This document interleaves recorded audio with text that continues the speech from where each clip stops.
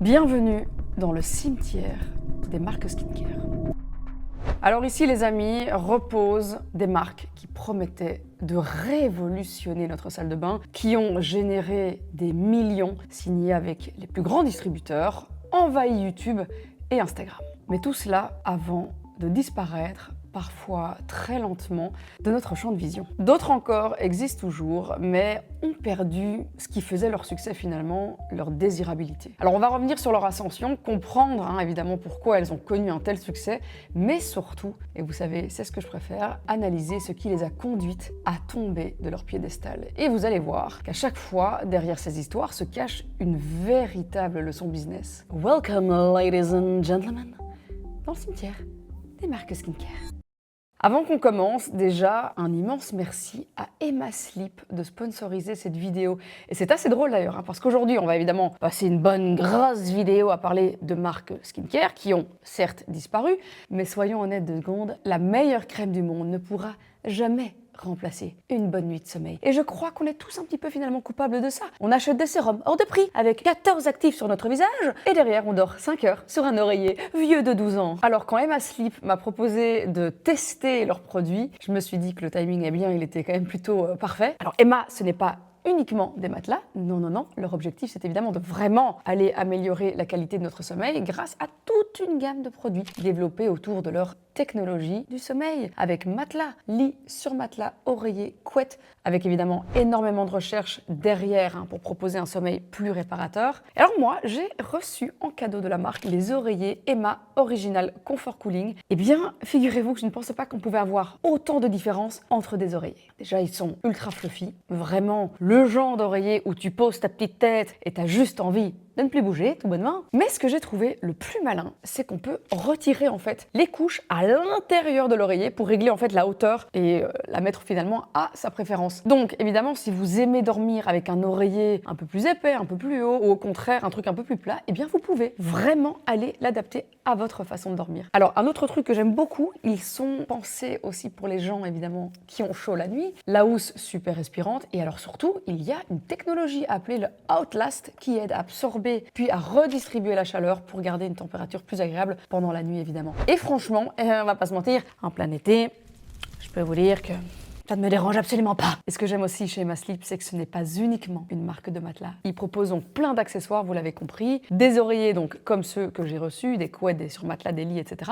Donc même si vous n'avez finalement pas prévu de changer complètement votre literie, eh bien vous pouvez déjà évidemment améliorer votre confort avec des accessoires, donc sans forcément devoir impérativement exploser votre budget. Et si par contre vous cherchez justement un nouveau matelas, sachez qu'en ce moment il y a jusqu'à 50% de réduction sur le site de Emma, et avec mon code GAEL10, eh bien vous avez 10% de réduction supplémentaire. C'est cumulable, absolument, sur les produits déjà en promotion. Le code, écoutez bien, il est valable jusqu'à la fin de l'année 2026. Je vous mets, vous l'avez compris, le lien en description avec toutes les conditions d'utilisation. Un grand merci à Emma. Et maintenant qu'on a parlé de la meilleure skincare qui existe, c'est-à-dire dormir correctement, nous allons enfin pouvoir revenir aux produits, aux marques qui promettaient de nous donner une peau parfaite et voir surtout ce qu'ils sont devenus.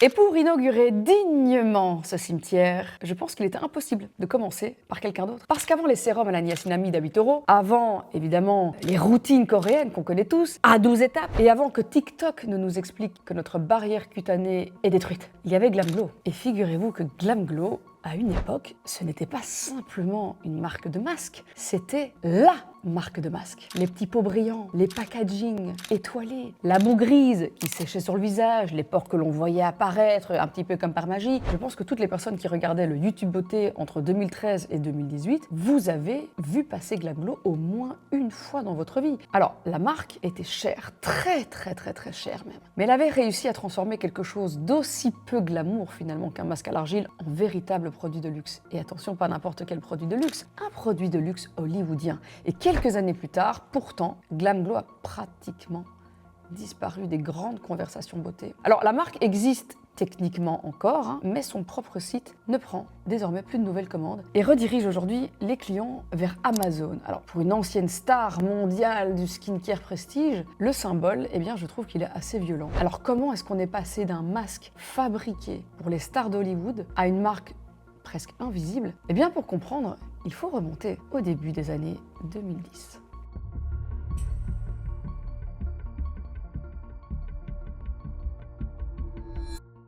Glam Glow est fondé en 2010 à Los Angeles par Glenn et Shannon Dellimore. Alors, un couple qui n'avait à l'origine pratiquement aucune expérience dans la cosmétique. Shannon, lui rien à voir, travaillait comme assistant juridique et Glenn avait notamment travaillé comme consultant auprès de spas, des grands spas de luxe, mais ils n'étaient tous les deux ni dermatologues, ni chimistes et surtout pas formulateurs. Alors, Glenn a même raconté qu'avant Glam Glow, il avait traversé une période financièrement peu difficile, au point de distribuer quand même des flyers pour une salle de sport dans les rues d'LA.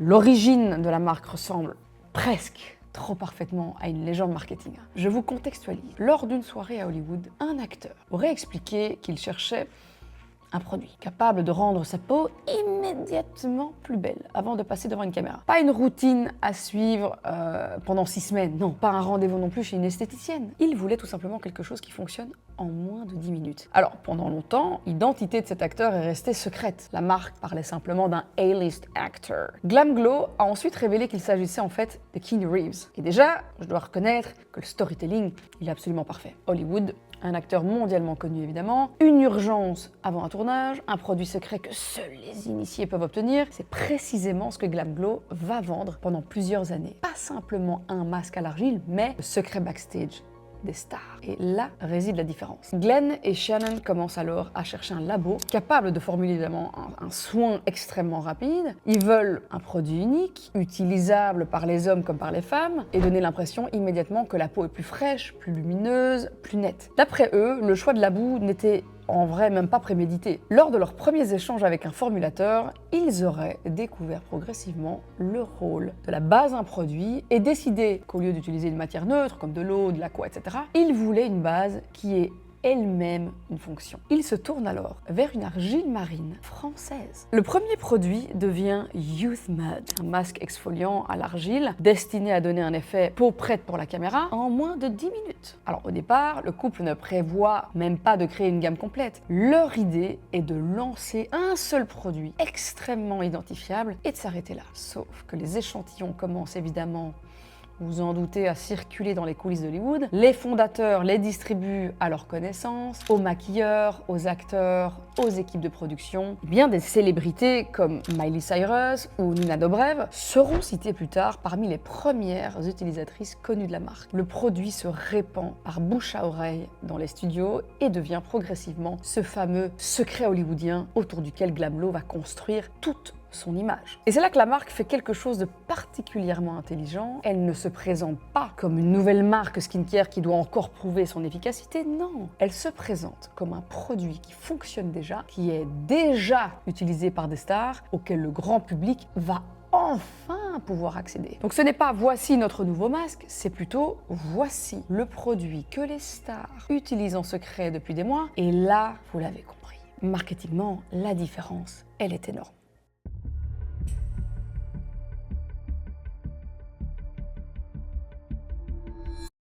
Youth Mud arrive également au moment idéal. Au début des années 2010, la skincare prestige est encore beaucoup plus classique qu'aujourd'hui. Les marques communiquent souvent avec des packaging blancs, des discours cliniques ou alors des promesses anti-âge, blablabli, blablablou.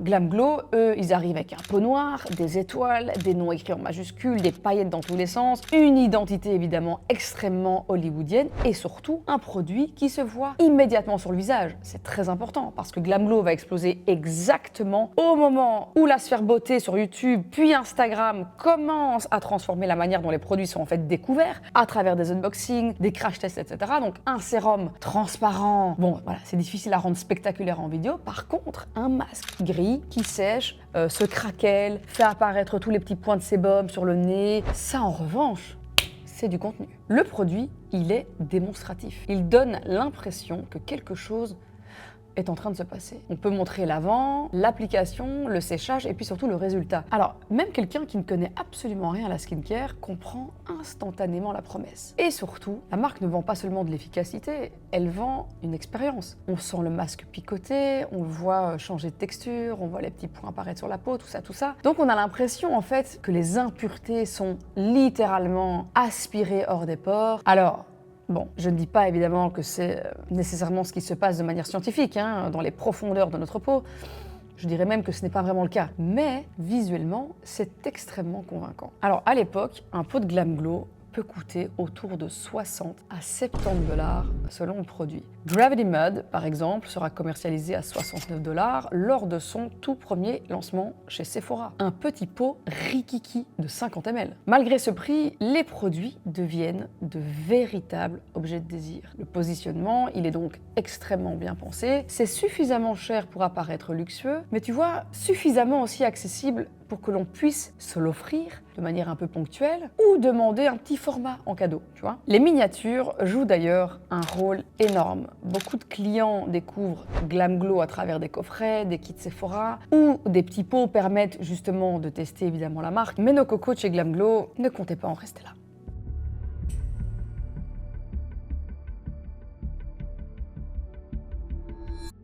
Après Youth Mud, Glam Glow lance ce qui deviendra probablement son produit le plus iconique, le Super Mud. Selon l'histoire racontée par les fondateurs, l'idée serait née lorsqu'une personne rencontrée dans les coulisses d'American Idol leur aurait demandé s'ils disposaient également d'un produit pour les boutons et surtout quelque chose axé sur les imperfections. Alors Super Mud est présenté comme un traitement purifiant extrêmement puissant, associant notamment plusieurs acides, du charbon et de l'argile. La formule, elle est conçue, vous l'avez compris, pour exfolier, désincruster visuellement les pores et aller cibler toutes les imperfections. C'est ce fameux masque noir ou gris très foncé que l'on appliquait sur le visage et qui faisait encore une fois sortir tous les petits points noirs sur le nez. La marque va comprendre quelque chose. Elle comprend qu'elle ne vend pas seulement des soins, elle produit des moments partageables. Et encore une fois, sur YouTube, ça cartonne. Et cette logique va devenir encore plus évidente avec les lancements suivants. Thirsty Mud pour l'hydratation, Power Mud, un mélange entre de l'huile nettoyante, masque à l'argile. Gravity Mud, mon Dieu, qui s'en rappelle, le masque peel-off argenté, incroyable, iconique sur les réseaux celui-là. Et puis il y a eu des versions bleues, violettes, encore plus de versions pailletées, des collaborations, attention, accrochez-vous, avec Sonic, My Little Pony, les Power Rangers ou même encore Barbie. En 2017, Glam Glow lance notamment le Glitter Mask, une version pailletée de son fameux masque peel-off. Le produit devient immédiatement une machine à photos et vidéos Instagram. Il coûte encore une fois quand même 69 $ et peut prendre une trentaine, voire une quarantaine de minutes à sécher complètement. Et donc pendant un temps, ça fonctionne. Ça fonctionne même incroyablement bien. Glam Glow, c'est le genre de marque qui ne cherche pas à être discrète. La marque revendique une approche maximale, sensorielle, sexy, amusante. Estée Lauder la décrit encore aujourd'hui comme une marque ayant déclenché la révolution du masque, avec des résultats visibles promis en 10 à 20 minutes. Le problème, c'est que la stratégie qui va permettre à Glam Glow d'exploser, c'est probablement aussi celle qui va progressivement l'enfermer.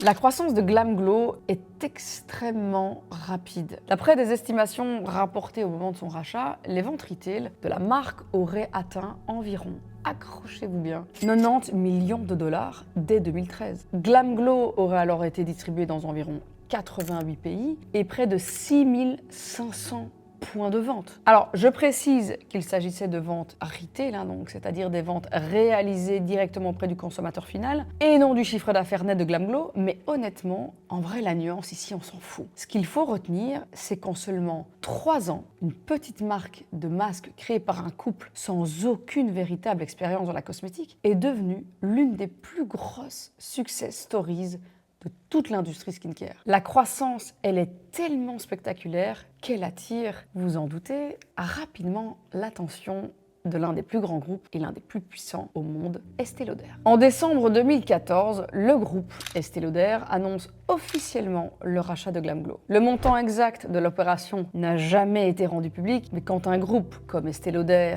rachète une marque qui n'a même pas, je vous le rappelle, 4 ans, ce n'est jamais un petit pari. Ils ne rachètent pas seulement des pots de masque, ils rachètent une image, une communauté, une croissance exponentielle et surtout la conviction que GlamGlow peut devenir la prochaine grande référence mondiale du skincare prestige. Rappelez-moi quand même de vous dire des pots à 80 balles. À ce moment-là, tout semble parfaitement aligné. La marque est présente dans des milliers de points de vente. Elle est distribuée dans près de 90 pays. Toutes les influenceuses beauté en parlent H24. Les célébrités, donc au-delà du tube, elles aussi en parlent. Et chaque nouveau lancement, ça devient un événement. Honnêtement, si on était revenu en 2015 et que je vous avais demandé de citer les marques skincare qui seraient encore au sommet 10 ans plus tard, eh bien, je pense sincèrement que 95% d'entre vous auraient cité GlamGlow sans hésiter la moindre seconde. Pourtant, avec le recul, je pense que le début de la chute commence précisément à ce moment-là. Le problème, ce n'est pas Estée Lauder. Beaucoup de gens aiment dire qu'une marque est morte parce qu'elle a été rachetée par un grand groupe. Alors personnellement, je trouve que c'est un peu un raccourci facile. Il y a énormément de marques qui ont été rachetées et qui continuent de cartonner aujourd'hui. Le vrai problème, je pense qu'il est ailleurs. Pendant que GlamGlow continue à faire ce qu'elle sait faire de mieux, le marché, lui, il est complètement en train de changer et ça à une vitesse folle. Entre 2015 et 2020, le skincare connaît probablement la plus grande transformation de son histoire. Les consommateurs deviennent beaucoup plus éduqués. Ils ne veulent plus seulement un produit qui donne une sensation agréable ou qui est joli dans une vidéo YouTube, ça ne les intéresse plus. Ils commencent à s'intéresser à quelque chose de bien plus important, les ingrédients. On ne parle plus de masque détox, on parle de masque à la niacinamide, à l'acide salicylique, de peptides, de rétinol, des céramides. Les vidéos YouTube changent complètement. J'en suis le parfait exemple. Avant, les influenceuses disaient « J'adore ce masque, regardez comme il est beau, c'est trop bien, ma peau est trop douce ». Quelques années plus tard, elles disent « Attention, ce sérum contient 10% de ci, attention à ne pas associer avec, je sais pas, du zinc, machin ». Le niveau de connaissance des consommateurs explose. Des dermatologues arrivent sur les réseaux sociaux. Tu crois savoir utiliser l'eau micellaire? Toute la vérité sur le rétinol. Ton dermato te dira que, version marque, post-bouton. Si tu mets du rétinol cet été, il faut que tu saches ça. Et je vais vous aider à choisir le toner le mieux adapté à votre type de peau. Des formulateurs commencent à vulgariser la composition des produits. Les listings key deviennent presque plus importantes que le packaging lui-même. De plus en plus et aujourd'hui encore plus qu'avant. Et c'est là que, selon moi, GlamGlow prend un retard colossal. Parce que la marque continue à faire ce qu'elle a toujours fait, lancer des nouveaux masques. Des masques hydratants, des masques peel-off, des masques pailletés, des masques avec des licences, des collabs, des éditions limitées. Sauf que le marché, il n'attend plus ça du tout. Les consommateurs ne cherchent plus un produit spectaculaire à utiliser une fois par semaine, ils cherchent une routine complète, efficace avec des actifs précis, des concentrations connues, une vraie logique scientifique derrière chaque formule. En réalité, GlamGlow, c'était devenu célèbre grâce à l'expérience qu'elle procurait, et c'était évidemment parfait pour l'ère de l'explosion YouTube beauté, mais quand tout le monde a déjà vu le masque noir, et puis le masque argenté, et puis le masque à paillettes,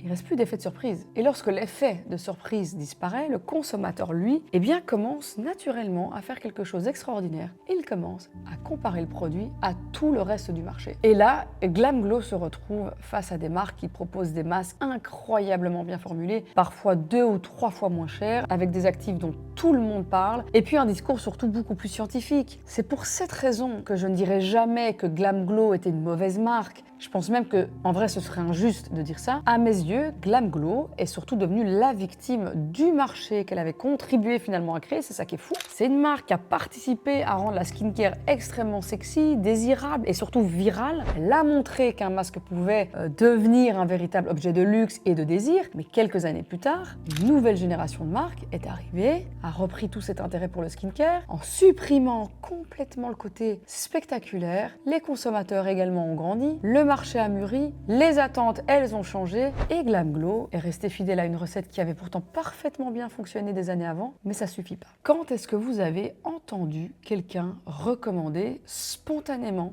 un produit GlamGlow pour la dernière fois? Quand est-ce qu'une vidéo TikTok a remis la marque sur le devant de la scène? Quand est-ce qu'un lancement GlamGlow a créé l'événement? Personnellement, c'est mon avis, en fait moi je m'en souviens plus. Et je trouve que c'est presque même plus triste qu'une faillite. Parce que Glam Glow n'est pas vraiment morte, elle est simplement devenue invisible. Et finalement, s'il y a bien une leçon à retenir de cette histoire, c'est peut-être celle-ci. Dans la beauté, le marketing peut créer un énorme phénomène, mais seul un renouvellement constant permet de le rester. Et c'est peut-être là que se trouve en fait aussi le symbole le plus fort de la chute de Glam Glow. La marque, elle existe toujours, elle appartient toujours au groupe Estée Lauder, elle n'a jamais annoncé sa fermeture officielle, et il est encore possible d'acheter, attention, certains de leurs produits. Le catalogue, il a fondu comme neige au soleil. Pourtant, lorsqu'on se rend aujourd'hui sur le site officiel de la marque, donc le site américain de Glam Glow, quelque chose saute immédiatement aux yeux. On ne peut plus acheter directement auprès de la marque les produits. Le site n'accepte plus aucune commande, les comptes clients, ils ont tous été fermés, toutes les newsletters ont été arrêtées, et un simple message invite désormais les consommateurs à retrouver la marque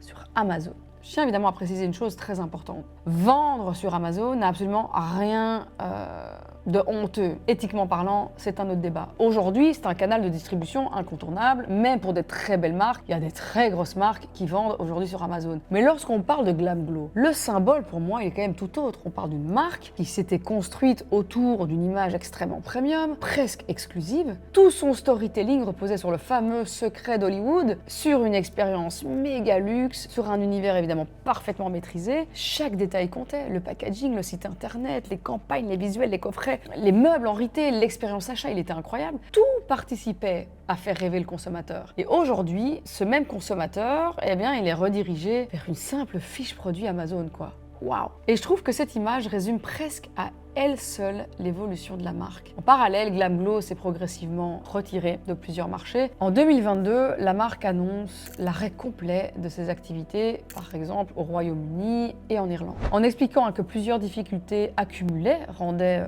la poursuite de ces opérations impossible dans ces pays, et petit à petit, le catalogue se réduit, les nouveautés deviennent plus rare, la communication se fait de plus en plus discrète. Estée Lauder choisit alors de recentrer Glam Glow autour de quelques références emblématiques plutôt que de continuer à développer la marque comme elle le faisait en fait au début du rachat. Et c'est peut-être ça qui me fascine le plus dans cette histoire. Glam Glow n'a jamais connu un énorme scandale, la marque n'a pas fait faillite, elle n'a pas disparu du jour au lendemain, elle s'est simplement effacée, presque silencieusement. Chaque année, elle faisait un petit peu moins parler d'elle. Chaque lancement faisait un petit peu moins de bruit. Les influenceurs ont progressivement arrêté d'en parler. Les consommateurs découvraient de nouvelles marques, de nouvelles formules, des nouveaux ingrédients, jusqu'au jour où l'on s'est tous posé la même question. Mais en fait, qu'est devenue la marque Glam Glow ? Vous savez, la plupart des marques ne meurent pas d'un seul coup. Elles meurent lentement. Parce qu'elles cessent d'être pertinentes, elles innovent un peu moins, elles surprennent aussi un petit peu moins, elles comprennent moins les attentes du consommateur, les attentes du marché, et puis un jour, sans même en fait qu'on s'en rende compte, elles disparaissent de notre imaginaire collectif. Mais à mes yeux, c'est exactement ce qui est arrivé à Glam Glow. Ce n'est pas une marque qui s'est effondrée, c'est une marque que le marché a tout simplement dépassée.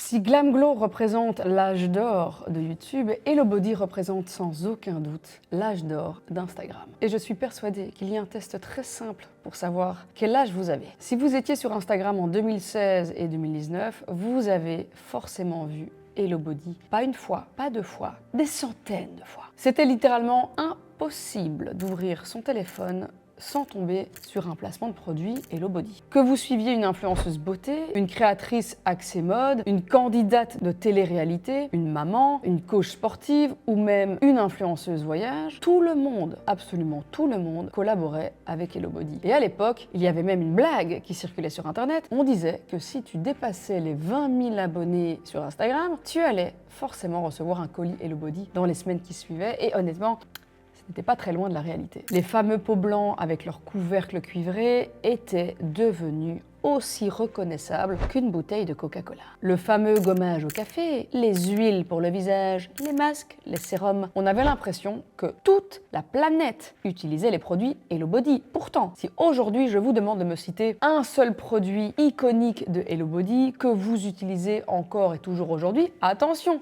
il y en aura sûrement, mais je pense que beaucoup d'entre vous auront quand même un tout petit peu de mal à répondre du tac au tac à cette question. Et c'est précisément ce qui rend cette histoire absolument passionnante. Contrairement à Glam Glow, qui est devenu célèbre grâce à un produit, Hello Body est devenu célèbre grâce à une stratégie marketing. Hello Body voit le jour en 2016 à Berlin, mais elle n'est pas créée par hasard. Derrière la marque se trouve Invisible Brands, on en a déjà parlé sur cette chaîne, une société spécialisée dans le lancement de marques digitales de beauté. Et derrière Invisible Brands, on retrouve tout un écosystème extrêmement influent dans la tech allemande, très proche de Rocket Internet, le célèbre incubateur des frères Sommer.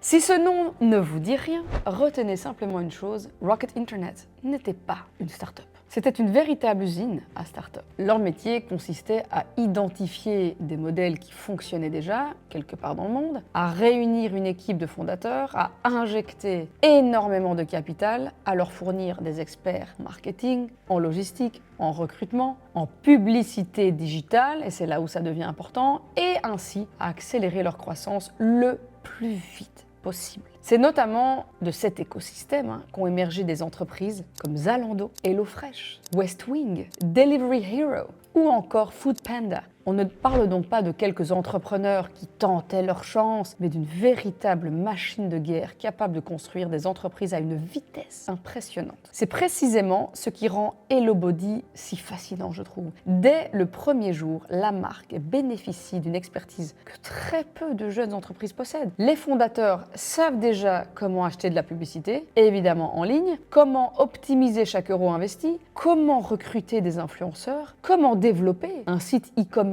extrêmement performant et surtout comment scale extrêmement vite dans plusieurs pays. Et tout ça, attention, en même temps. Hello Body n'a jamais eu vocation à devenir une petite marque artisanale. Dès sa création, l'objectif d'Hello Body, c'est de construire un géant européen du direct-to-consumer. Point à la ligne, punt and land, comme on dit chez moi. Et pour y parvenir, toute la stratégie repose sur une idée extrêmement simple. Au lieu de dépenser des millions dans des magazines ou dans de la télévision, la marque va investir presque l'intégralité de son budget dans les créateurs de contenu. Alors aujourd'hui, c'est vrai, ça paraît banal, mais en 2016, c'est presque révolutionnaire. Les grandes maisons de beauté regardent encore les influenceurs avec beaucoup de méfiance. Je dirais même avec un peu de mépris. Hello Body, elle, cette marque, comprend avant tout le monde que ses créateurs sont en train de devenir les nouveaux médias. La marque envoie alors des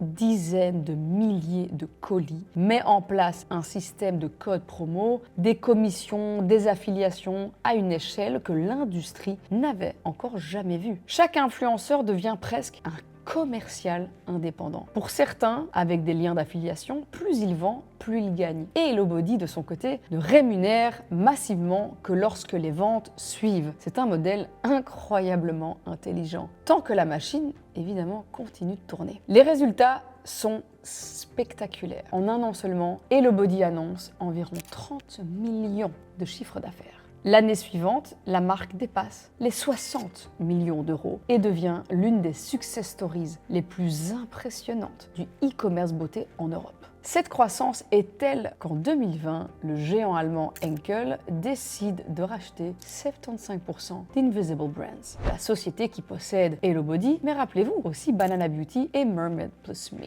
Pour Henkel, l'objectif est clair, mettre la main sur un savoir-faire unique dans le direct-to-consumer et sur une expertise du marketing évidemment digital que les grands groupes traditionnels maîtrisent encore, on va pas se mentir, beaucoup moins bien. Le résultat, eh bien, il dépasse toutes les attentes. En seulement quelques années, Hello Body devient probablement la marque skincare la plus visible d'Europe sur Instagram. La société connaît une croissance fulgurante et les chiffres, eh bien, ils donnent presque le vertige. L'année suivante, elle dépasse les 60 millions et puis elle continue à grandir à un rythme exceptionnel, porté presque exclusivement par le marketing d'influence et les publicités évidemment sur les réseaux sociaux. À cette époque, beaucoup pensent que le succès de Hello Body est avant tout lié à la qualité de ses produits. Bien personnellement, je pense que ce n'est qu'une explication, une partie en tout cas de cette explication. Les produits répondaient aux tendances du moment, c'est vrai, avec des ingrédients naturels, du café, de l'huile de coco, un univers très clean en fait, mais ce qui faisait réellement vendre Hello Body, pour moi, il n'y a pas de doute, c'est son omniprésence. À force de voir la marque partout, le consommateur finissait par avoir l'impression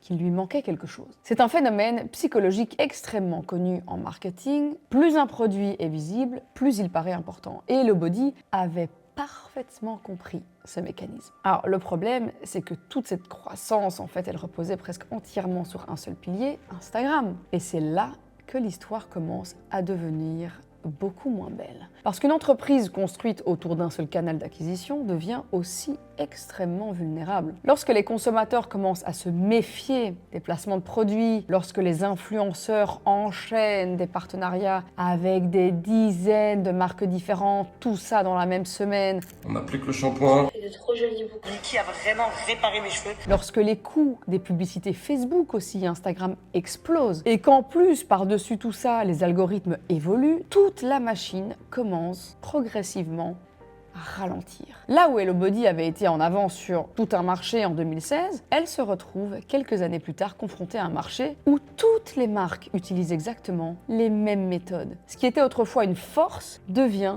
soudainement la norme. Et lorsqu'on ne se différencie plus que par le nombre de placements de produits, il devient extrêmement difficile de continuer à grandir. Ce que je trouve fascinant avec HelloBody, c'est que cette marque n'a pas seulement vendu des soins, elle a démontré au monde entier qu'il était possible de bâtir une entreprise de plusieurs millions d'euros, presque uniquement grâce aux réseaux sociaux. Alors, d'une certaine manière, c'est vrai, cette marque a ouvert la voie à des centaines de marques qui ont évidemment ensuite reproduit tout bonnement cette stratégie, mais elle nous rappelle aussi une règle fondamentale du business. Lorsqu'une entreprise dépend trop d'un seul canal pour acquérir ses clients, elle prend évidemment un risque énorme. Parce que le jour où ce canal change, c'est tout le modèle économique qui vacille. Et à mes yeux, c'est exactement ce qui s'est passé et c'est ce qui est arrivé à HelloBody. Ce ne sont pas les produits qui du jour au lendemain ont disparu, c'est l'avantage concurrentiel qui avait fait tout son succès. Une fois que tout le monde s'est mis évidemment à faire du marketing d'influence, HelloBody est devenu une marque parmi tant d'autres. Et dans un marché aussi concurrentiel que la beauté, être une marque parmi tant d'autres, eh bien, c'est souvent le début de la fin.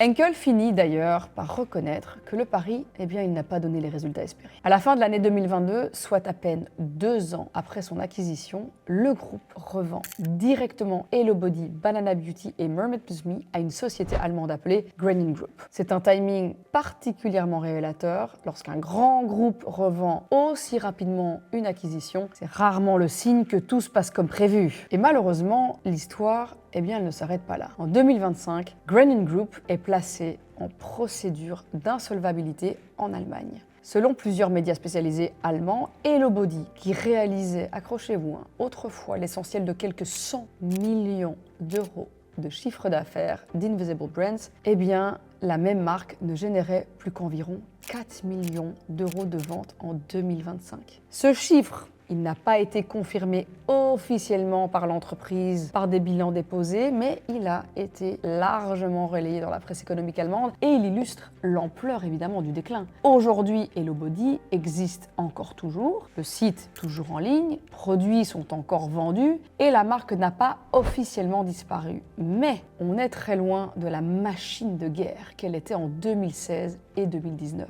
Il y a une vérité qui est certaine, HelloBody eh bien, ne domine plus Instagram. Elle ne lance plus de campagnes virales qui font parler, elle n'est quasiment plus citée comme une référence du skincare et elle a perdu cette omniprésence qui faisait toute sa force auparavant. Je trouve que c'est peut-être la plus grande leçon aussi de cette histoire, c'est qu'HelloBody n'a pas été détruite parce que ses produits étaient mauvais. Les produits étaient de manière générale quand même plutôt bons, certains vieillissants oui mais bons, mais elle a été construite sur un avantage concurrentiel extrêmement puissant, mais aussi extrêmement fragile. Tant qu'elle maîtrisait mieux que tout le monde le marketing d'influence, elle semblait intouchable cette marque. Le jour où tout le monde a appris à faire la même chose, cet avantage il s'est tout simplement évaporé. Et lorsqu'une marque ne possède plus de véritable différence, la croissance peut s'arrêter beaucoup plus vite qu'elle n'a commencé.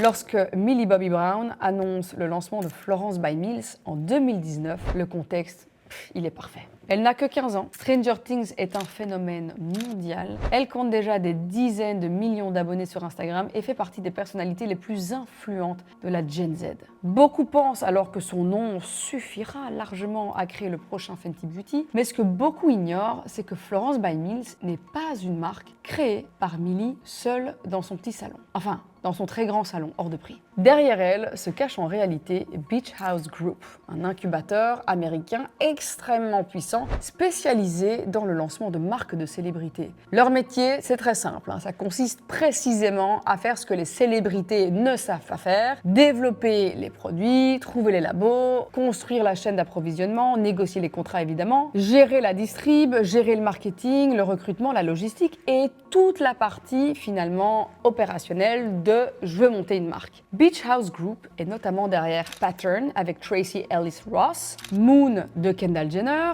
Base avec Shai Mitchell et plusieurs autres succès américains. Autrement dit, Miley apporte son image, sa vision, sa communauté, tandis que Beach House apporte en fait toute une machine capable de transformer une idée en véritable entreprise. La stratégie, elle est d'ailleurs très intelligente, contrairement à beaucoup de marques de célébrités qui visent immédiatement une clientèle adulte prête à dépenser beaucoup.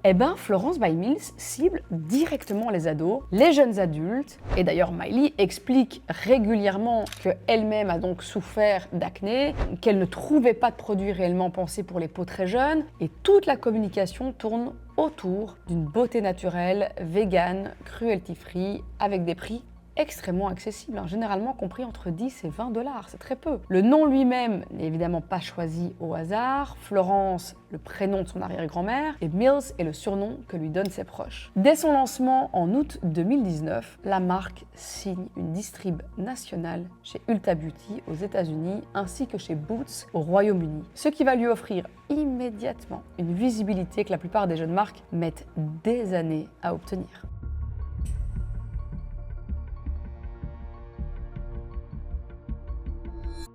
Les débuts sont extrêmement prometteurs. Selon Beach House Group, plusieurs références prévues pour tenir 6 mois sont totalement écoulées en seulement 2 semaines, obligeant l'entreprise à revoir l'entièreté de la production. L'engouement est tel que Florence by Mills devient rapidement l'une des marques Gen Z les plus performantes chez Ulta Beauty. Au même moment, Beach House Group annonce avoir dépassé les 100 millions de dollars de ventes sur l'ensemble de son portefeuille de marques, Florence by Mills étant l'une de ses locomotives.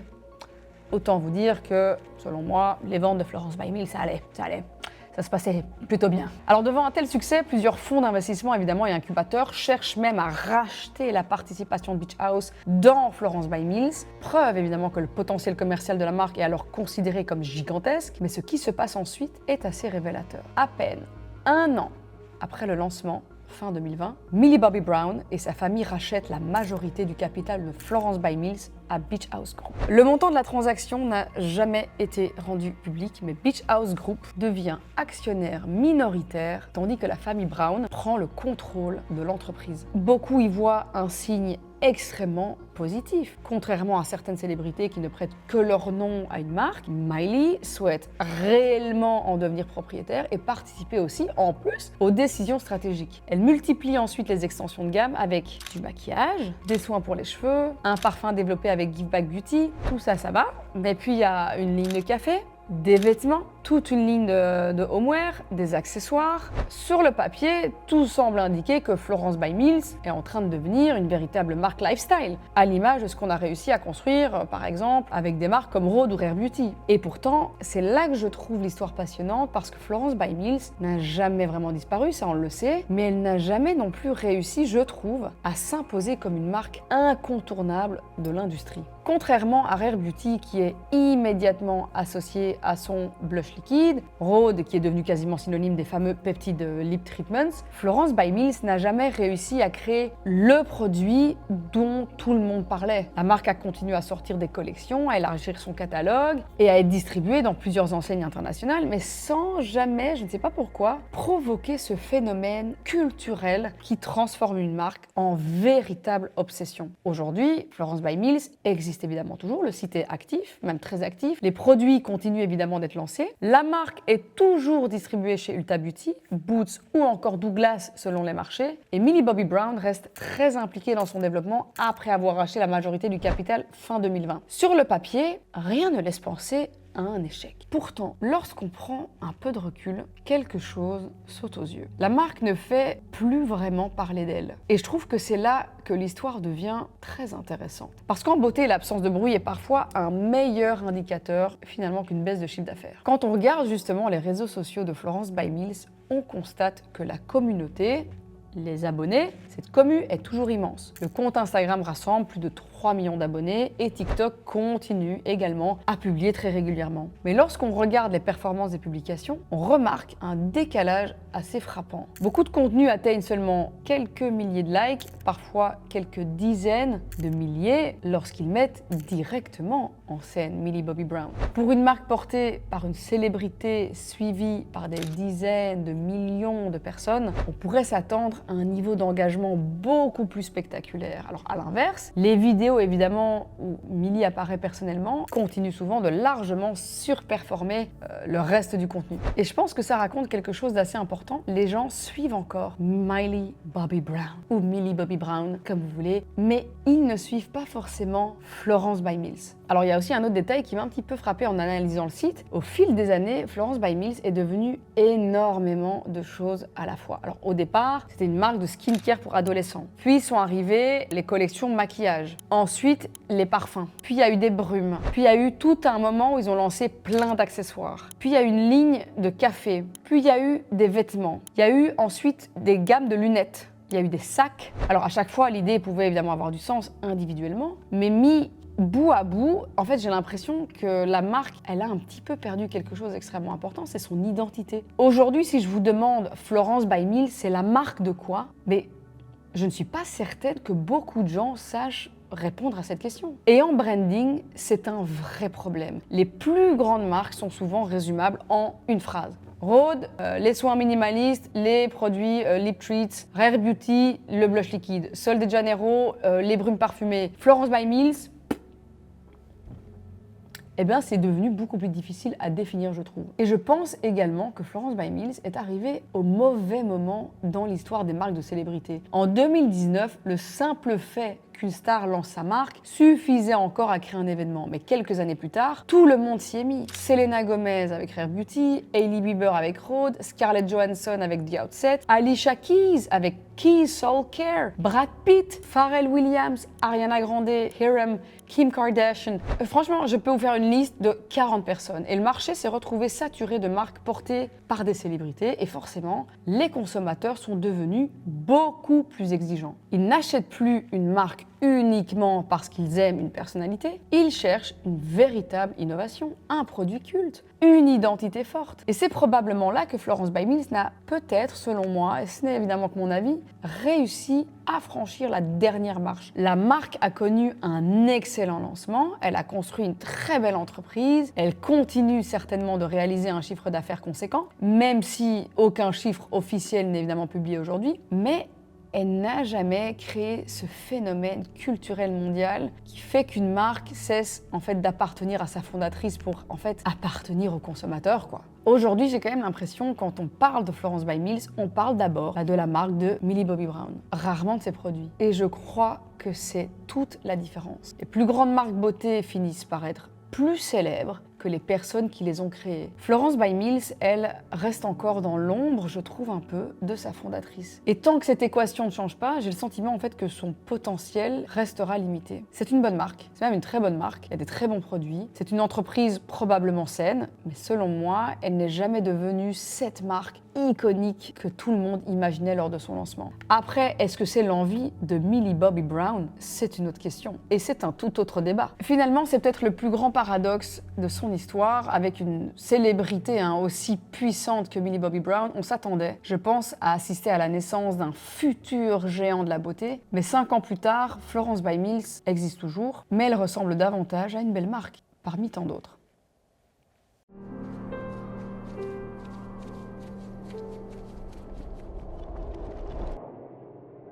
Lorsque Kim Kardashian annonce SKKN by Kim en 2022, l'industrie s'attend à un raz-de-marée. Faut dire que Kim n'est pas une petite débutante. Quelques années plus tôt, elle avait déjà lancé KKW Beauty, qui connaît un succès phénoménal. En 2020, le géant Coty rachète 20% de KKW Beauty pour 200 millions de dollars.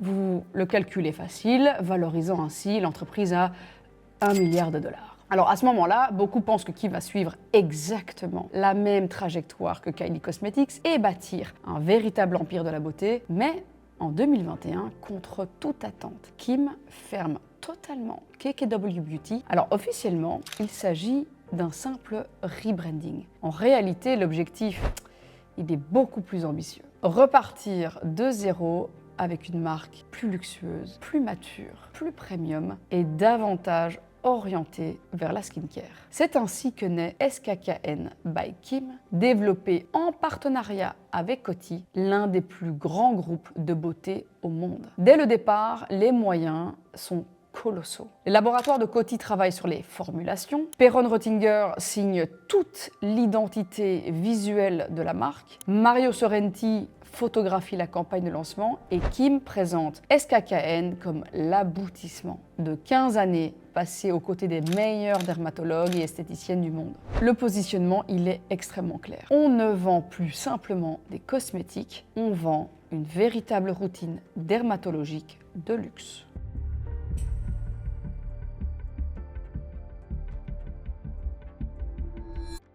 Le lancement, il est spectaculaire, mais aussi immédiatement controversé. Au lieu de sortir un ou deux produits iconiques, non. SKKN arrive directement avec une routine complète de 9 étapes. Nettoyant, toner, exfoliant, sérum, contour des yeux, crème hydratante, huile de nuit, blablabli, blablablou, le coffret complet dépasse, roulement de tambour, les 600 $.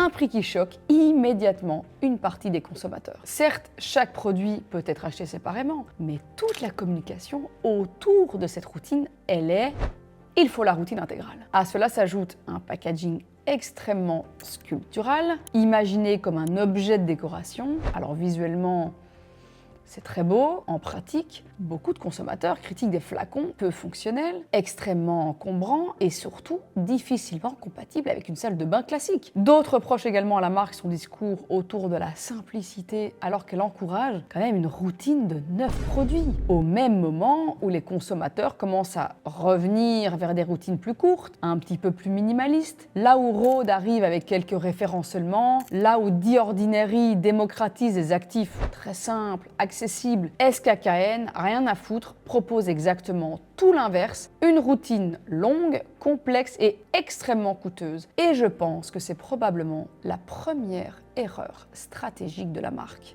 Il y a également un autre élément qui m'a frappé en faisant l'analyse de cette marque et de ce lancement. Toute la communication repose sur Kim Kardashian elle-même. Son visage, il est partout. Son histoire est partout. Ses dermatologues sont partout. Mais finalement, on parle assez peu des produits. SKKN ne réussit jamais à créer un produit culte malgré les 9 produits de la routine. Aucun sérum, aucune crème, aucun nettoyant ne devient véritablement viral. La marque vend une routine complète plutôt qu'une obsession. Et je pense qu'en beauté, c'est une énorme différence.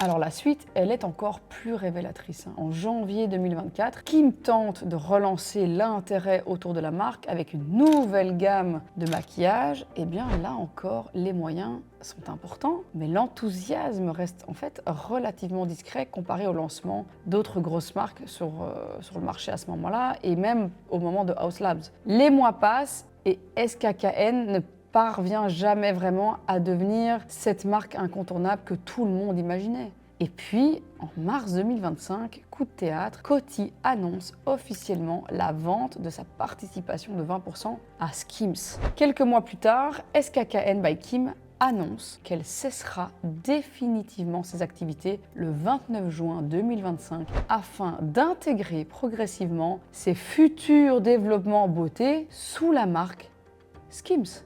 Autrement dit, 3 ans seulement après son lancement, la marque est officiellement abandonnée. Et je trouve que cette histoire raconte quelque chose de beaucoup plus profond que l'échec d'une simple marque de skincare. À mes yeux, SKKN est la preuve que la célébrité ne suffit plus. En 2017, Kim pouvait quasiment vendre n'importe quel produit simplement grâce à son nom. En 2022, que nenni, ce n'était déjà plus le cas. Entre-temps, vous le savez, les consommateurs ont énormément évolué, ils sont devenus beaucoup plus exigeants, plus informés, beaucoup plus sensibles aux ingrédients, aux performances réelles aussi des produits. Avoir un joli petit pack, ça ne suffit plus. Et au rapport qualité-prix, là aussi, ils ont commencé à prêter attention. Pendant que SKKN essayait de vendre une routine à plus de $600, des marques comme Medicaid, The Ordinary ou Paula's Choice proposaient des produits très performants à des prix quand même souvent bien plus accessibles. Et puis surtout, elles avaient réussi quelque chose d'incroyable et de très important à créer, c'est un véritable bouche à bouche. Je pense aussi que Kim a commis une erreur de branding. Aujourd'hui, son véritable empire ne s'appelle plus SKKN, il s'appelle Skims. Skims est devenue une entreprise valorisée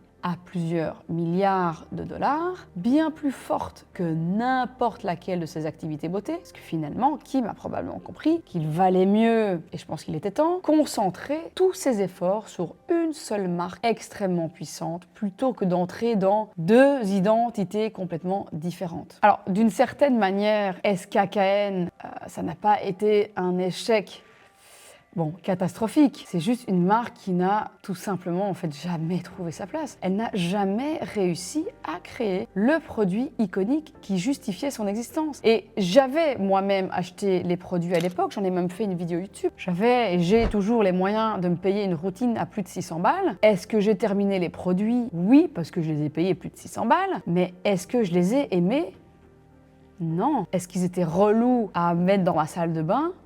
Oui. Est-ce qu'ils étaient pratiques? Non. Donc voilà les amis, lorsqu'une marque portée par l'une des femmes les plus célèbres du monde disparaît seulement 3 ans après son lancement, je trouve que le message il est extrêmement fort. Aujourd'hui, dans la beauté, même la plus grande des célébrités ne peut plus compenser l'absence d'un véritable produit culte. C'est impossible. Et j'ai presque envie de dire heureusement.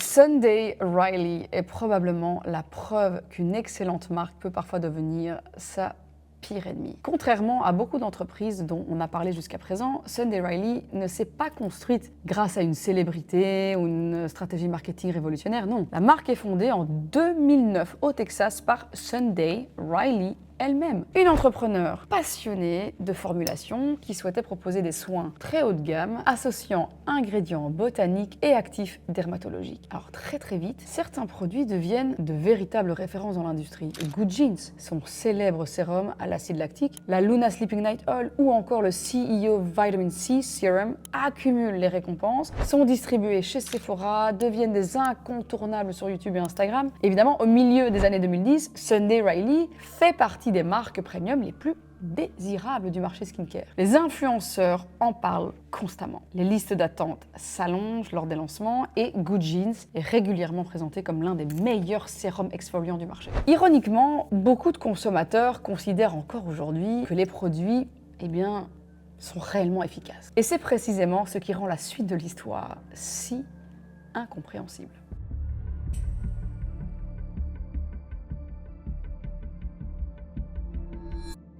En octobre 2018, un ancien employé publie anonymement sur Reddit un email interne qui va faire l'effet d'une bombe. Dans ce message, Sunday Riley elle-même donne des instructions extrêmement précises à ses employés. Elle leur demande de créer plusieurs faux comptes Sephora sous différentes identités, d'utiliser, attention, un VPN afin de masquer leur adresse IP, de rédiger uniquement des avis 5 étoiles sur les produits de la marque et plus surprenant encore, de voter négativement sur les commentaires défavorables afin qu'ils disparaissent progressivement de la plateforme. L'email explique même comment rendre ces faux profils crédibles en publiant quelques avis sur d'autres produits avant de parler de Sunday Riley. On est très loin de l'initiative isolée, d'un employé un peu trop zélé. Non, tout laisse penser qu'il s'agit d'une stratégie organisée, directement encouragée par la direction elle-même. Et vous en doutez, l'affaire devient virale en quelques heures. Les captures d'écran circulent partout sur Reddit, Twitter, Instagram et en plus dans la presse. Beaucoup pensent d'abord à un faux, mais quelques jours plus tard, coup de théâtre, la marque reconnaît que cet email, eh bien, il est authentique, tout en expliquant qu'il s'agissait d'une pratique ponctuelle destinée à contrebalancer ce qu'elle considérait comme des faux avis négatifs laissés par des concurrents. Vous en doutez, une justification qui ne convaincra absolument personne. Et l'histoire prend une ampleur encore plus importante lorsqu'en 2019, la Federal Trade Commission, l'autorité américaine chargée de protéger les consommateurs, ouvre officiellement une procédure contre Sunday Riley, Modern Skincare et, à titre privé, sa fondatrice. Après plusieurs mois d'enquête, la FTC confirme que les managers de l'entreprise, y compris Sunday Riley elle-même, ont bien demandé à leurs employés de publier de faux avis positifs sur Sephora entre 2015 et 2017, tout en cachant qu'ils travaillaient pour la marque. Les enquêteurs découvrent également que lorsque Sephora commence à supprimer certains avis suspects, l'entreprise met en place un compte ExpressVPN afin de masquer son identité et continuer à publier discrètement des nouveaux commentaires. Dans les documents officiels de la FTC, on retrouve même une phrase écrite par Sunday Riley à ses équipes: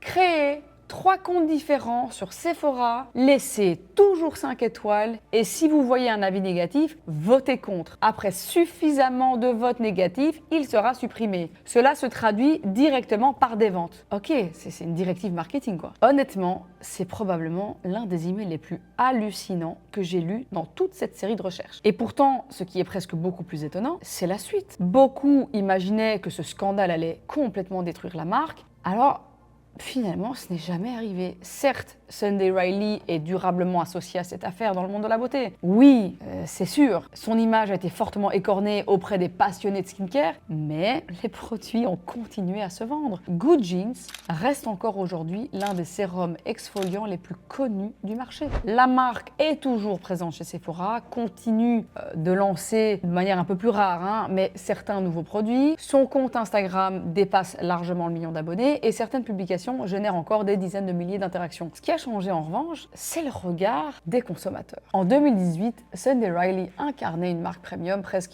irréprochable. Après le scandale, elle est devenue l'exemple que l'on cite dès que l'on parle de faux avis en ligne. Et je trouve que c'est probablement la plus grande leçon de cette histoire. Pendant des années, Sunday Riley a vendu des produits très performants. Elle n'avait en fait probablement même pas besoin de tricher. C'est complètement lunaire en fait ce qui s'est passé. Et pourtant, en voulant accélérer artificiellement ses ventes, la marque a perdu quelque chose de bien plus précieux, la confiance. Et dans la skincare, où les consommateurs achètent évidemment énormément sur la base des recommandations, des notes et des expériences des autres utilisateurs, cette confiance vaut souvent beaucoup plus qu'une campagne marketing. Alors finalement, Sunday Riley existe toujours, ses produits continuent d'être appréciés, mais son nom restera probablement associé pour longtemps à l'un des plus gros scandales de faux avis de l'histoire de la beauté. C'est presque ironique. Une marque qui promettait de révéler une belle peau a fini par révéler les coulisses beaucoup moins reluisantes du marketing cosmétique. Contrairement à Glam Glow ou Hello Body, Sunday Riley n'a jamais vraiment décliné commercialement de façon spectaculaire. Elle a plutôt connu un déclin de réputation. Avant 2019, Sunday Riley était systématiquement citée dans les discussions sur les meilleures marques skincare premium. Aujourd'hui, Good Genes, ça reste un bon produit, ça reste un produit culte, mais la marque ne crée quasiment plus l'événement. Depuis ce qui s'est passé, il n'y a plus de big happening. Elle ne lance plus aucun produit viral. Les influenceurs en parlent beaucoup moins spontanément. Et elle n'est plus considérée comme un leader de l'innovation. Elle est devenue une marque installée, respectée pour quelques références historiques, mais qui n'imprime plus les tendances.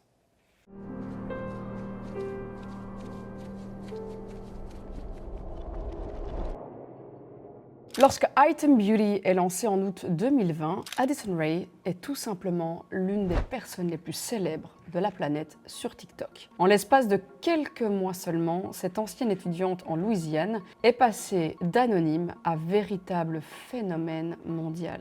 Elle enchaîne les vidéos qui dépassent les dizaines de millions de vues, rejoint la fameuse Hype House, signe avec l'agence WME, multiplie les contrats avec American Eagle, L'Oréal ou encore Spotify et devient l'un des visages les plus rentables considérable de toute l'économie des créateurs. À ce moment-là, Addison compte déjà plus de 50 millions d'abonnés sur TikTok. Un chiffre qui dépassera d'ailleurs rapidement les 80 millions un peu plus tard. Et pour beaucoup d'observateurs, une question se pose. Si Kylie Jenner a réussi à transformer Instagram en empire cosmétique, pourquoi Addison ne pourrait-elle pas faire la même chose avec TikTok? C'est précisément sur cette idée que naît Item Beauty. Mais contrairement à ce que beaucoup imaginent, la marque n'est pas du tout créée uniquement par Addison. Derrière le projet se trouve Made by Collective, un incubateur américain spécialisé dans le lancement de marques de célébrités et d'influenceurs. Made by Collective apporte, vous l'avez compris, comme avec les autres incubateurs, toute l'infrastructure, le développement produit, les labos, la production, la logistique, surtout aussi le financement et les équipes marketing. Addison, elle, devient cofondatrice et Chief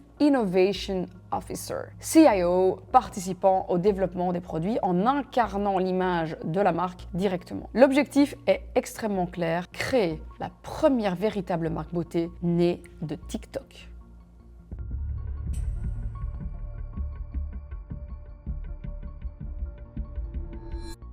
Item Beauty promet des produits clean, vegan, cruelty-free, testés sous contrôle dermatologique, avec des ingrédients hydratants, des prix extrêmement accessibles, compris entre 12 et 22 $. La marque ne cherche pas à vendre un maquillage sophistiqué, au contraire.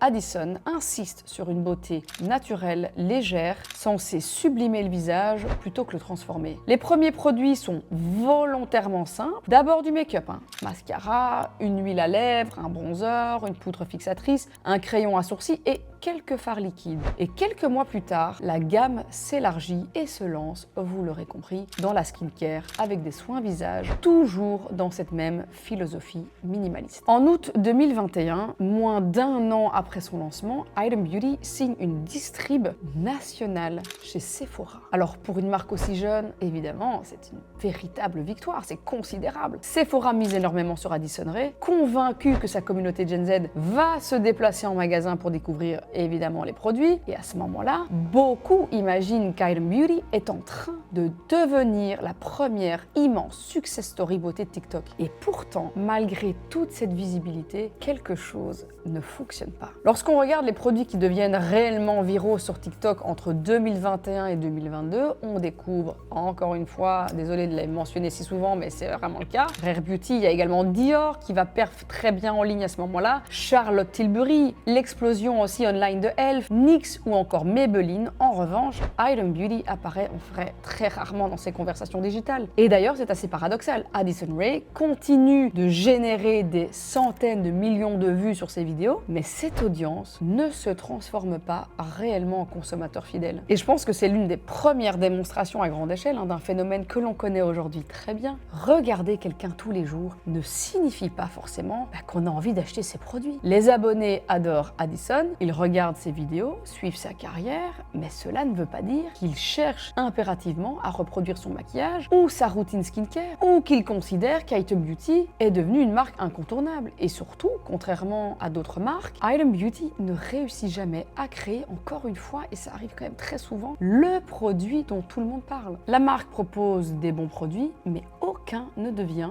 un véritable phénomène culturel.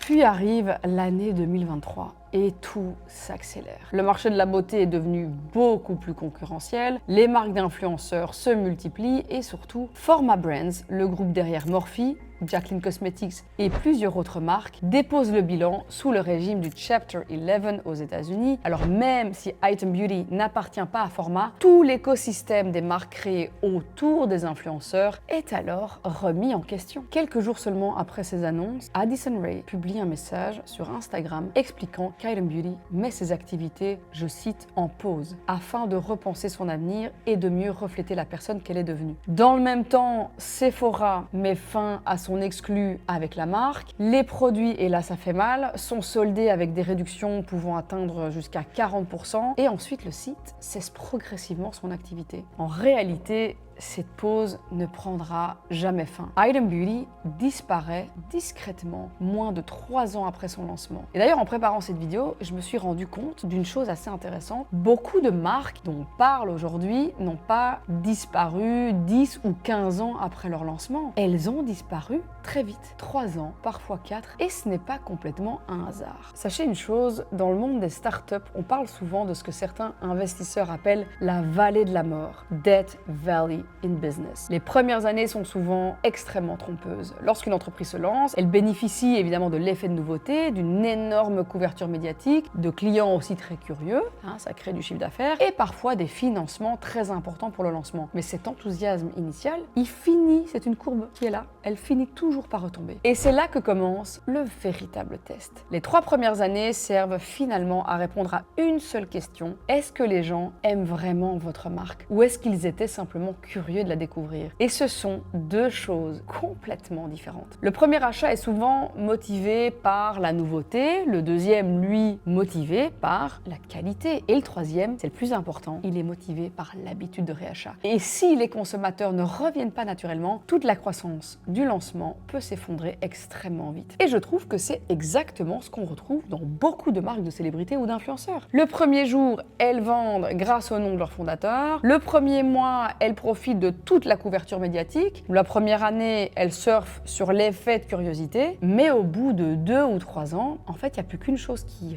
parle en fait, c'est le produit. À ce moment-là, les consommateurs ne rachètent plus parce que c'est la marque d'eux, ils rachètent uniquement parce que le produit est meilleur que celui du concurrent. C'est tout, faut pas chercher midi à 14h. Et lorsqu'on regarde le parcours d'Item Beauty de plus près, on se rend compte que le déclin ne commence pas au moment où la marque ferme, il commence bien avant, presque silencieusement. D'abord, les lancements cessent de créer l'événement, les premières annonces d'Item Beauty génèrent énormément d'articles et de curiosité, mais les collections suivantes passent presque à la trappe, quoi. Par la suite, donc la marque, elle peine de ouf à construire une véritable identité, et si je vous demande aujourd'hui de citer le produit iconique d'Item Beauty, il y a des grandes chances que vous soyez incapable de m'en donner un. Et c'est précisément là que réside le problème. Les plus grandes marques de beauté finissent presque toujours par être associées à un produit culte. Un gloss, un blush, une crème, un mascara, quelque chose qui devient une référence et qui continue à se vendre indépendamment des campagnes marketing. Item Beauty, elle n'a jamais réussi à créer ce phénomène, son catalogue il était cohérent, les produits étaient globalement bien reçus mais aucun n'était suffisamment exceptionnel pour devenir indispensable. Et à cela s'ajoute un autre problème. Addison Rae évolue beaucoup plus vite que sa marque. En 2021 et 2023, son image change énormément. Elle cherche progressivement à s'éloigner de la simple influenceuse TikTok pour se construire une carrière un peu plus artistique, notamment dans la musique, le cinéma, la mode. Son esthétique aussi devient plus sophistiquée, plus édito, presque inspirée, j'ai envie de dire, des années 90. Et pendant ce temps, Item Beauty reste figée dans son ADN de départ, une marque très Gen Z, colorée, légère, imaginée vraiment pour la sphère TikTok de 2020. Et petit à petit, on a presque l'impression que la marque ne ressemble même plus à la marque de sa fondatrice. Et lorsqu'une marque repose presque entièrement sur l'image d'une personnalité, ce décalage, c'est logique, il devient dangereux. En parallèle, le marché de la beauté, il change, évidemment, vous l'avez compris, à une vitesse folle. Même des marques historiques comme Maybelline ou L'Oréal maîtrisent maintenant parfaitement TikTok et les tendances virales. Et en seulement 2 ans, l'environnement concurrentiel n'a plus rien à voir avec celui du lancement d'Item Beauty. Être populaire sur les réseaux sociaux ne suffit plus. Cette histoire, elle est passionnante, je trouve, parce qu'elle casse complètement un mythe. Pendant des années, beaucoup pensaient qu'il suffisait d'avoir un énorme Insta, un énorme compte TikTok, une énorme communauté pour créer une marque à succès. Item Beauty prouve exactement l'inverse. Addison Rae possédait l'une des plus grandes audiences du monde. Des dizaines de millions de personnes. Elle bénéficiait d'une visibilité que la plupart des entreprises rêveraient d'avoir. Elle lance en plus sa marque au moment où TikTok explose. Elle avait le soutien d'un incubateur expérimenté, une distrib chez Sephora, une communication gigantesque. Sur le papier, toutes les conditions étaient réunies. Pourtant, ça suffit pas. Et je pense que la raison, elle est très simple. Une audience permet d'obtenir l'attention, mais elle ne crée pas automatiquement une marque. Une marque a besoin d'une identité propre, d'une communauté qui dépasse son fondateur et surtout de produits suffisamment désirables pour continuer à vivre lorsque la célébrité passe peut-être à autre chose. Et finalement, Item Beauty n'a jamais vraiment existé en dehors d'Addison Rae. Tant que les gens parlaient d'Addison, ils parlaient aussi un petit peu d'Item Beauty, mais ils ne parlaient presque jamais d'item pour item. Et lorsqu'une marque reste uniquement l'accessoire de la célébrité en fait, qui l'a créée, son avenir dépend entièrement de cette personne. Et c'est probablement la plus grande leçon business que nous laisse cette histoire.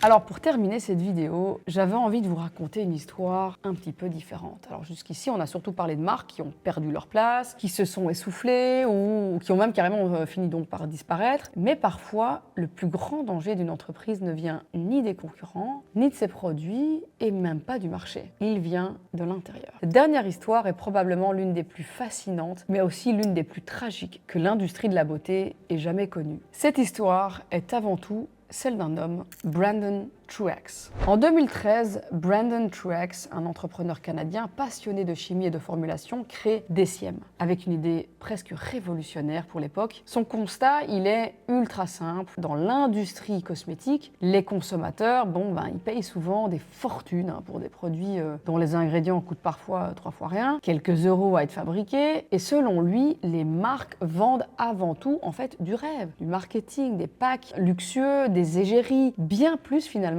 que la science. Alors, il décide de faire exactement l'inverse. DCM se présente comme The Abnormal Beauty Company, une entreprise qui veut casser tous les codes de la beauté traditionnelle. Son plus grand coup de génie arrive 2 ans plus tard avec le lancement de The Ordinary. Au lieu d'inventer des noms marketing incompréhensibles, Brandon inscrit directement les actifs sur les flacons. Niacinamide 10%, zinc 1%, acide hyaluronique 2%, acide glycolique 7%. Pour la première fois, une marque parle aux consommateurs comme à des adultes. Les prix sont tout aussi révolutionnaires. Là où certains sérums se vendent 80 ou 100 balles, The Ordinary propose des produits entre 16 et 15 euros. Beaucoup pensent que c'est impossible et pourtant, les consommateurs adhèrent immédiatement. Les produits deviennent viraux, les ruptures de stock s'enchaînent, les files d'attente devant les boutiques deviennent impressionnantes et l'entreprise vend bientôt plus d'un produit chaque seconde à travers le monde. En 2017, Estée Lauder a investi 50 millions de dollars pour acquérir une participation minoritaire de près de 28%, preuve que même les plus grands groupes comprennent qu'une révolution est en marche.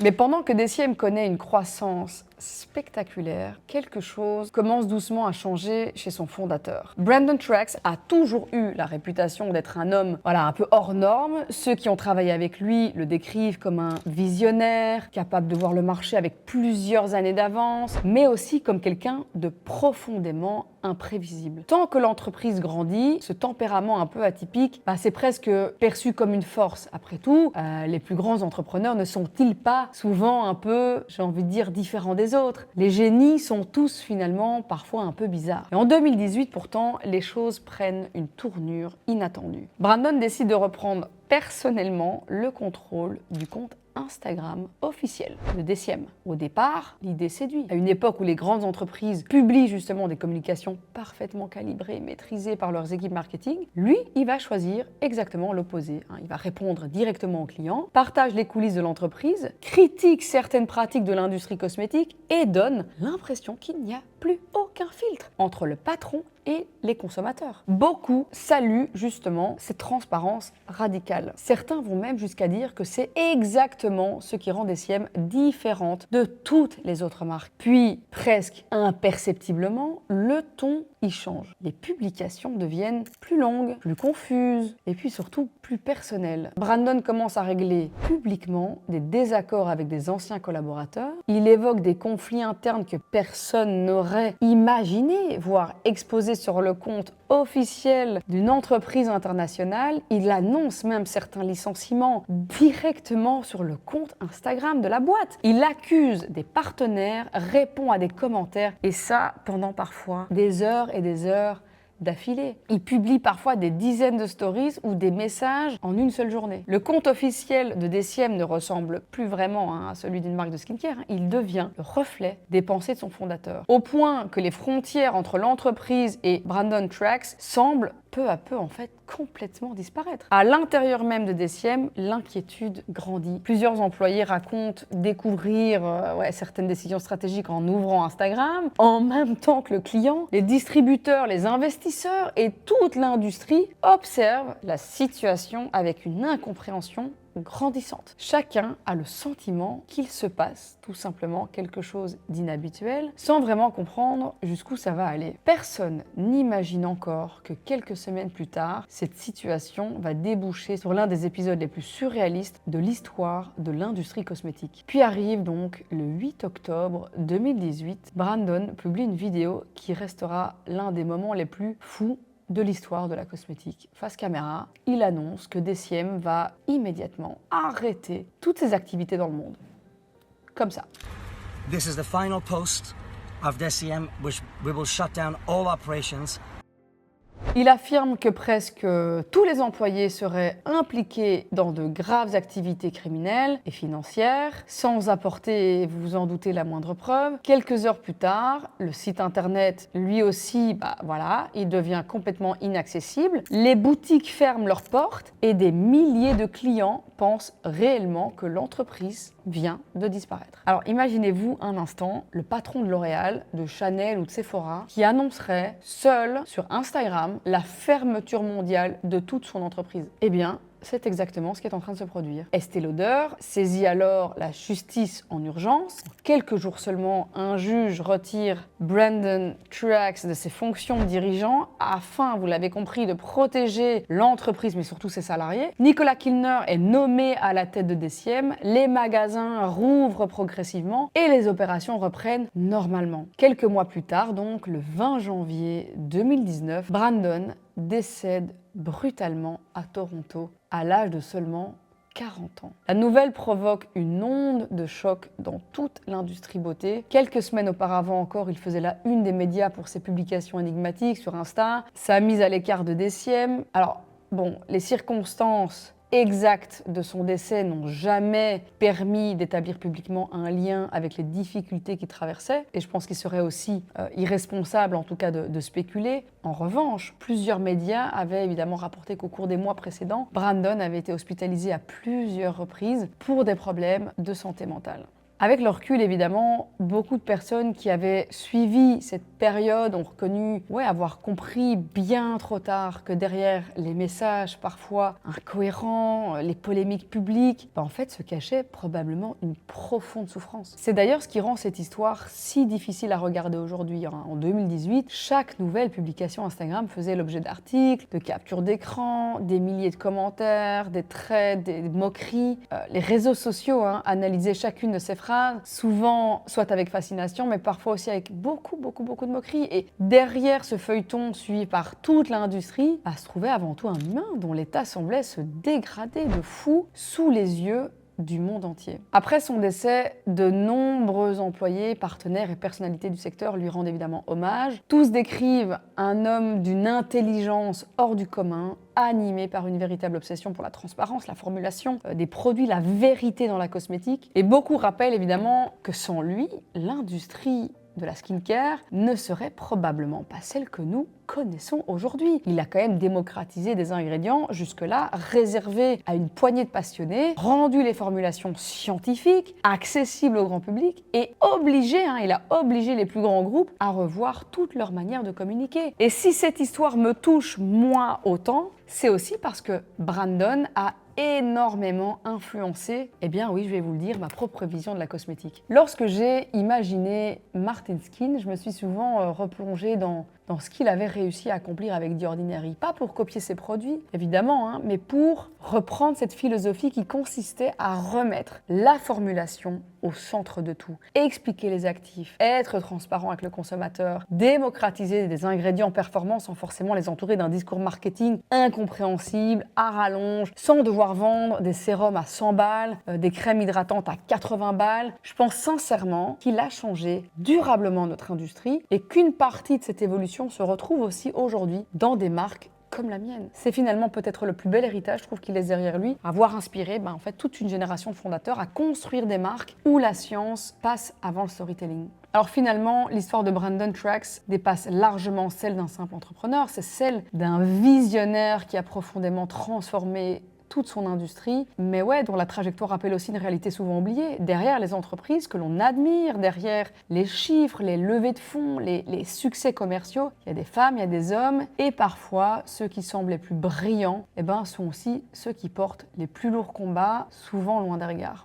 Alors contrairement à beaucoup d'entreprises qui ne survivent pas à la disparition de leur fondateur, DCM, elle, a continué. The Ordinary est même devenue l'une des marques skincare les plus influentes au monde. Finalement, ce scandale nous rappelle qu'une entreprise peut parfois être sauvée de son propre créateur. Brandon Trax restera sans doute comme l'un des plus grands visionnaires de l'histoire de la cosmétique moderne. Et c'est ainsi que s'achève cette nouvelle vidéo décryptage que sont devenues ces marques. J'aimerais en tout cas vous remercier. Vous avez offert un énorme succès à la toute première vidéo. Vous avez été très nombreux à commenter que vous aviez envie d'en voir d'autres, d'avoir d'autres sujets, toujours évidemment sous un axe beauté. Mais voilà, vous m'avez vraiment donné envie de poursuivre l'écriture de cette vidéo. J'ai essayé j'espère en tout cas, je le découvrirai au montage, de raccourcir un petit peu la vidéo parce que j'ai eu pas mal de retours que la première était peut-être un peu longue. Donc voilà, je vais tenter de faire un montage un peu plus court, un peu plus dynamique. Je vais aussi tenter d'illustrer au mieux pour que la vidéo passe plus vite. Donc merci beaucoup pour tous vos retours. Ça me touche énormément que vous impliquiez aussi dans mes contenus. Et j'espère que cette vidéo vous aura plu également et qu'elle vous aura, je l'espère en tout cas, informé. Vous en aura appris un petit peu plus en tout cas sur la beauté, je trouve, du monde de la cosmétique et plus particulièrement du monde de la skincare que j'adore, vous le savez. Donc voilà, je vous remercie, je remercie encore une fois le sponsor de cette vidéo, Emma. N'oubliez pas mon code promo, je vous le remets juste ici pour avoir 10% supplémentaire sur les réductions actuellement en cours sur le site, c'est cumulable et ce code est valable jusqu'à fin de l'année les amis. Merci à tous, je vous fais des gros bisous et on se retrouve très bientôt pour des nouvelles aventures sur la chaîne de Martine, ta super copine, la cravacheuse de pin.